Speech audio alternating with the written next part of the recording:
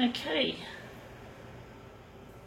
This will be an interesting one if we can make it look any good.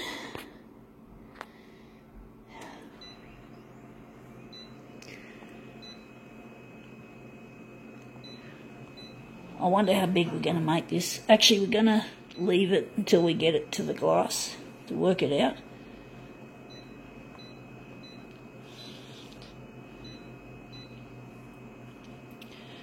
I wonder what background colour we're going to give this one. It's got a lot of blue and cyan, so we're going to add that back in, and we're just going to add some contrast. And this one, oh, we're going to make this into a negative. That's right, we nearly forgot. So therefore we're going to have to darken it.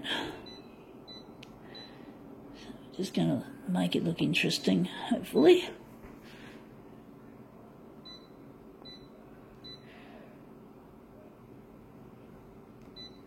Right, what is it? I'm going to have to enlarge it. Anyway, it is Ken Knight. Obviously it's art, but I stick my middle finger up at the artistic establishment, and I'm going to do my own version on this photocopier. So stuff you, Ken Knight. I'm going to do something. I'm going to hopefully make an improvement. I'm actually thinking the back picture looks better, actually. So I'm thinking we're going to do this one instead. But yeah, I don't like the art establishment. I don't like its stiff and stuffy attitude towards creativity. So I give it the middle finger. I just don't have any. My dad always wanted me to paint and draw, but I say painting and drawing is boring if I must make a cheesy little rhyme out of something.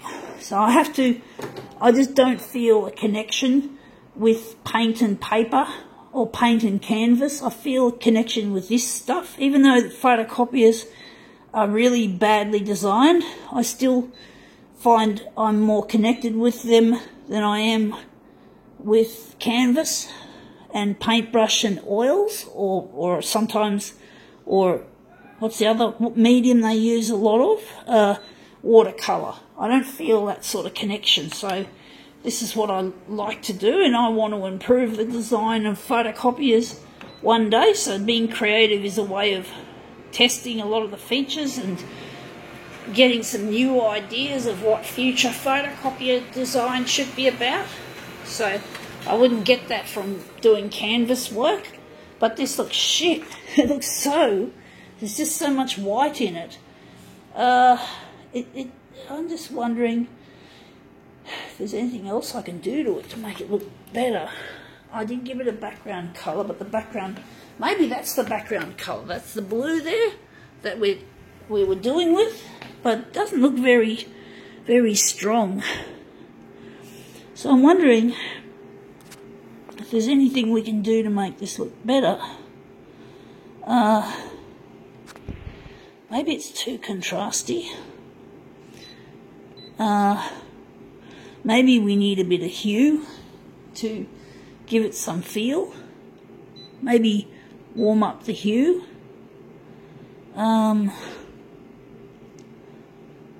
Just wondering if we're going to just go here, because we don't have the contrast in play anyway, so we're going to make it more red. Let's see how it goes. But you know, using a photocopier as an art medium can be challenging as well, even though there's this perception that art done with machines is somewhat easier or cheating. I mean, I can't paint, but anyway, why should I need to? Anyway, that looks shit house. That looks even worse. and the blues turn to a how should I put it? A purple. So this is not easy, folks. It's not always as easy as it looks. I'm thinking we're going to do something different, and we're going to go copied paper. So we're going to just do a little bit of something a little bit different. So we're going to leave it there. We just this user interface is shit.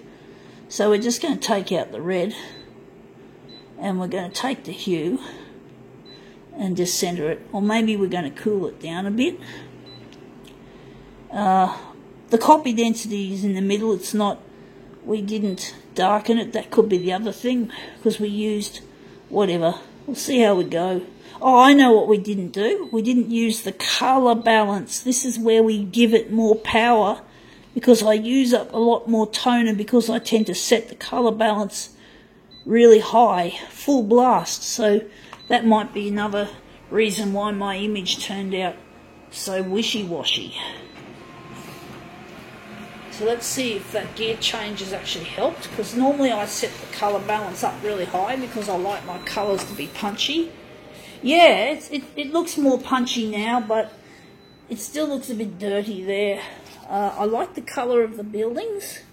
I mean, that looks really nice. I don't like this part here. It's gone all yucky. Wondering what we can do to get rid of that yuckiness, that yucky look. And the waste toner bottle will need replacing soon. Hopefully it won't be during this demo. So maybe the hue is a little bit yucky. I'm going to put it there, and maybe, what else can we do to fix this? So maybe we're going to leave the brightness out, and we're going to leave the copy density in, and we're just going to pump up we're going to just pump up the contrast. This is challenging, folks. So you can even see trying to improve on a piece of existing artwork is difficult, even with a machine. So machines have limitations, so you've got to sort of work around them and try and find a viable use. But yeah, that looks a bit better now. It doesn't look, it still looks a bit dirty, but it looks a bit better now, I think.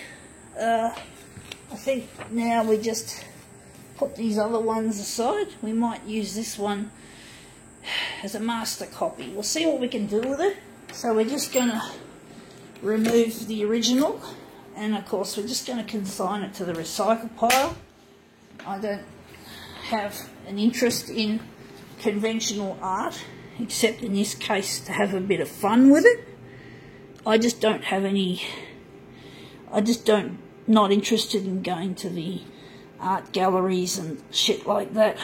I don't feel that the art galleries really serve a purpose in my mind. I'm more a social media person. I prefer to display my work as it's being done on the internet. So I'm a lot more high-tech than someone typically who's into more fine, or should I say conventional art. I find that the internet is a better place for my work, and people can see what I'm actually doing instead of just viewing the finished object on a wall, because the wall doesn't speak of how it was done and how many difficulties that I had creating it. So you've got to basically, it's very hard. The best way to show that this art medium is not Mickey Mouse is to basically show me actually doing it. And that's what I like about social media, like especially YouTube or Facebook, is that people get to see me actually working on my shit, and they can tell that it's not as easy, that it's often not as easy as it looks. And I'm shaking like a leaf, which is really annoying. But yeah, you won't see that on an art gallery wall for sure. So let's see if we've made this one. Oh, this looks even more punchy. This looks even better now. It looks real, but it doesn't. It looks different. So I think now we've made something good. We turned negative back into a positive, and it has changed. It's really good. So sometimes you just don't know where this art is going to take you. But I'm not interested in just plain old art gallery walls. I've had all of my life as an artist. I have found it very difficult getting, you could say, a gig hanging my shit on the wall. So I'm wondering which way is going to be better, the top or the bottom. I'm wondering if we're going to make the top the actual centre, But basically I find it very hard I found it difficult trying to even get my work to hang on walls when I was younger and more naive than I am now. And basically I used to try and get into arts competitions and, you know, public sort of affairs where anyone can have an exhibition place. Anyone. Not so much on the merit of my talent, because I knew that people, it's very hard to get exhibited in big high profile galleries. And even in small galleries, you have to do your own thing. You have to basically rent out gallery space. And I didn't have that sort of money in my pocket, especially back in the 90s. And I still don't feel like doing that, and then having to pay for framing and all that sort of stuff. So, and then of course there's no guarantee that you're going to get any major recognition for the hard work that you've put into it. So nowadays I just use social media as my exhibition space.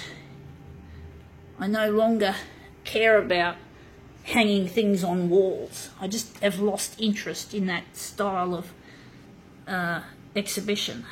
So I'm more into the technological side of things, and this is technology we're using, so the internet goes very well with this. But anyway, enough of that. I think now we can call this one prolongated demo quits. Oops, shaking.